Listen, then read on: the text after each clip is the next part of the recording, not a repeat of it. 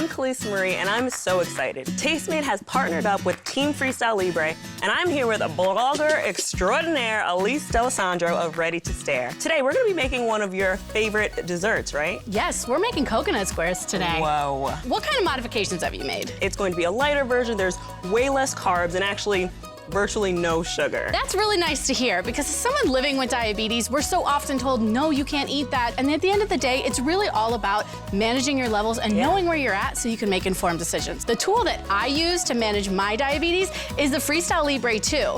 It's a sensor that I wear here on my arm. Actually, let me show you. So I take my phone, I open the app, I hold the phone up to my sensor, and then I get a reading, and here we can see that I'm in range and we're good to go. Let's do it. You might notice that there's no all-purpose flour or cake flour or anything like that. We are swapping that for almond meal. We also have some coconut flour.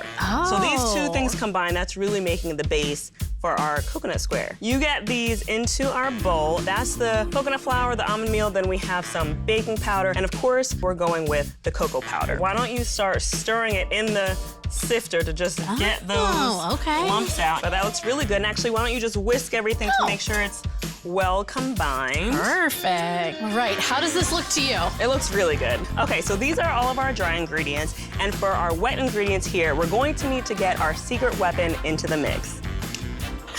This is our secret weapon. It is a stand mixer. So in goes our eggs. Here is our sugar alternative. Whenever you're making a dessert, it always helps to have at least a pinch of salt to kind of balance out those flavors. All right, now let's get this going, get the hard work in. So it's super shiny and smooth, and it's like a really thick batter. Love that. I love volume, obviously, yes. Here's a little bit of vanilla to fold. It's just a matter of going down the middle and around the side. We're not gonna dump this all in at once. Okay. Let's just do half, and then we'll do the other half.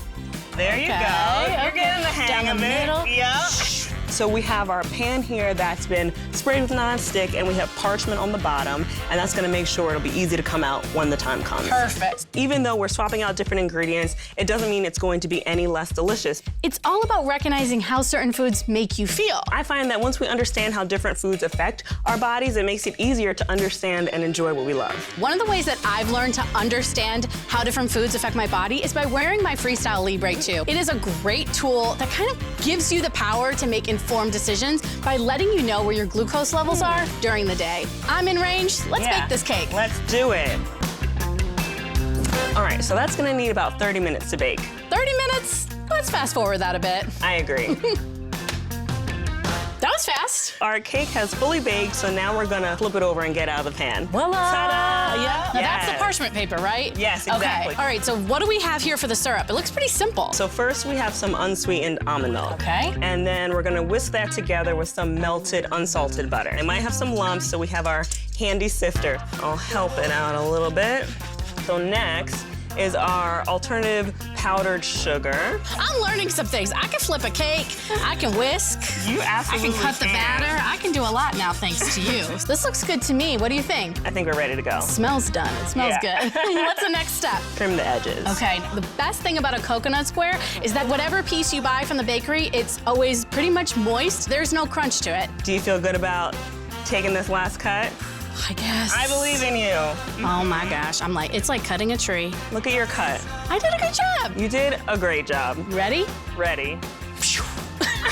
So we have our cut squares, that chocolate syrup, and of course, the coconut. All right, so I'm using 2 forks so that I don't get too messy. And also, this is a pretty delicate cake. Right. So look how glossy and pretty that is. Gonna let it drain a little bit. It's all you. Oh my goodness. Fire. This is smelling just like home. Right. All right, let's get these last couple right on our plate.